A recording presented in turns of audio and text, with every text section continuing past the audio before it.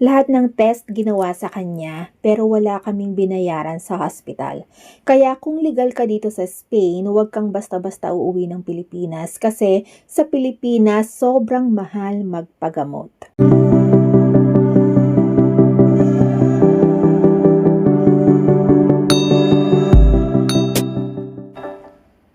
Hola, good morning mula dito sa Madrid, Espanya. As part of my real experiences dito sa Madrid, gusto kong i-share sa inyo yung totoong nangyari sa amin kahapon. Yung talagang nagpapatunay kung gaano ka-convenient ang healthcare system dito sa Spain. Masasabi ko talagang best or the best compare sa bansang pinanggalingan namin.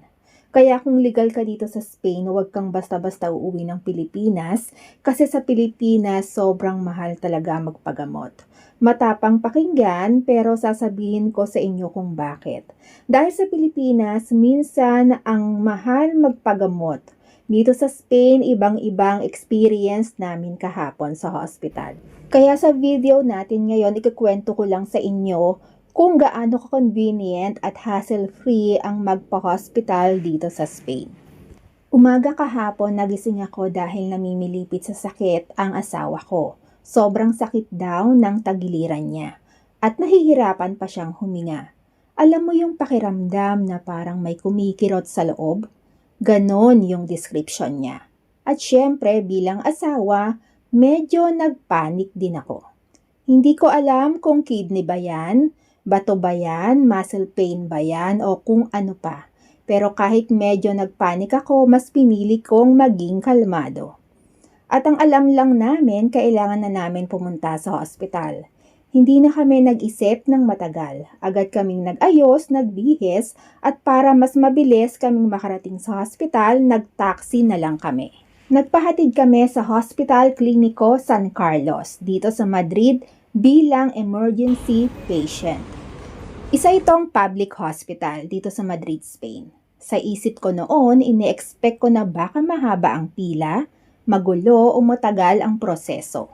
Kasi kung na-experience mo na ang public hospital sa Pilipinas, alam mo na minsan na mahaba ang pila, siksikan, mainit, at minsan kulang pa sa staff. Pero dito sa Spain, ibang-iba talaga. Maraming tao, oo, pero maayos ang sistema. Hindi siksikan, hindi magulo, at kahit public hospital siya, ang dating niya talaga ay parang semi-private hospital. Malinis ang paligid, organized ang system, at kalmado ang atmosphere. Hindi naman ako nagulat masyado. Kasi sa mga previous videos ko na ipakita ko na sa inyo yung health center na malapit sa lugar namin. Di ba sabi ko nga noon parang private clinic ang itsura kahit public siya at health center lang. Ganun talaga ang standard dito. Pagkatapos naming mag-register sa emergency, inasikaso naman agad kami. Maayos ang pagtawag ng mga pasyente. Hindi yung parang sabay-sabay o nagkakagulo. Isa-isa talaga. Tapos ginawa na sa asawa ko yung mga kailangan na laboratory test.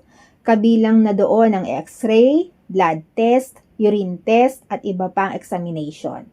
Nilagyan din siya ng swero at doon na rin pinadaan ng gamot dahil sobrang sakit talaga ng nararamdaman niya.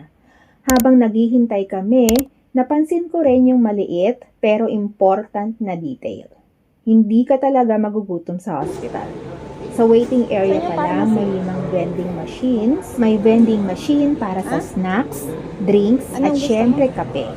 Kaya kahit naghihintay ka, may mabibili ka agad. Simple lang pero malaking bagay sa mga bantay o pasyente na matagal naghihintay.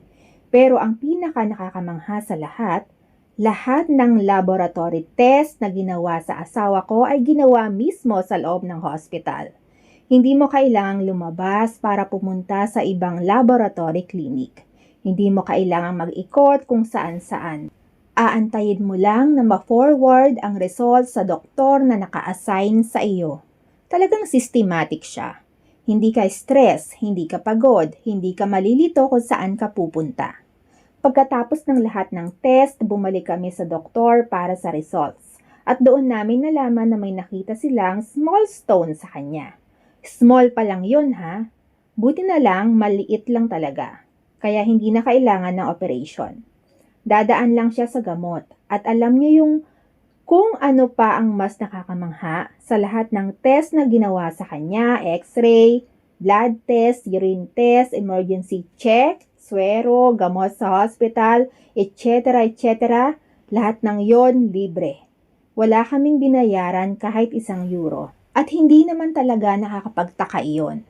Kasi noong 2018, yung anak ko naman ang dinala namin sa emergency sa parehong hospital din dahil naman sa food poisoning. Grabe din yung nangyaring yon kasi umabot pa sa point na kailangan siyang i-admit at bigyan ng sariling hospital bed. Talagang nakakonfine siya noon pero kahit na inadmit siya sa hospital, wala pa rin kaming binayaran. Zero pa rin. Kaya masasabi ko talaga na consistent ang system nila dito. Ang tanging nagastos lang namin ngayon ay yung gamot sa farmasya na binili namin pagkatapos ng check-up. At ang total halos €15 lang. Isipin nyo yon kung sa ibang bansa yan o kahit sa Pilipinas baka libo-libo na ang bill. Pero dito ganun lang. Simple at may follow-up check-up pa siya after 1 week. Kaya minsan hindi ko maiwasan na mag-compare. Kapag na-experience mo na ang public hospital sa Pilipinas at pagkatapos ay maranasan mo din ang system dito sa Spain, talagang mapapaisip ka. Dahil sa Pilipinas, minsan parang yung may pera lang ang may karapatang magpagamot.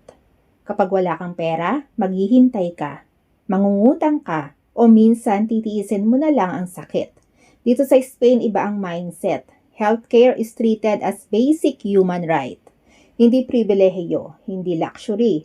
Kaya kung legal ka dito sa Spain at may access ka sa healthcare system, malaking blessing talaga yon. Hindi ibig sabihin na perpekto ang sistema kasi may waiting time pa rin minsan. Pero kung pag-uusapan ng access sa healthcare, masasabi ko talaga na napakalaking tulong nito sa mga migrant na tulad namin. Kaya para sa mga kababayan ko na nandito sa Spain, gusto kong malaman ang opinyon ninyo. Kung naka-experience na kayo ng hospital dito sa Spain, kumusta ang experience ninyo? At kung nasa Pilipinas naman kayo ngayon, ano ang experience ninyo sa public hospital natin sa Pilipinas? Comment nyo lang sa baba kung gusto nyo mabasa ang mga stories ninyo. At kung nakatulong o may natutunan kayo sa video na ito, huwag ninyong kakalimutang i-like, i-share at subscribe sa channel ko na Gandang Pilipinas sa Espanya. Maraming salamat sa inyong lahat. Once again, this is Gandang Pilipinas sa Espanya, sharing life one story at a time. Mag-ingat kayo lagi, stay healthy. Magkita-kita tayo ulit sa next video. Hasta luego!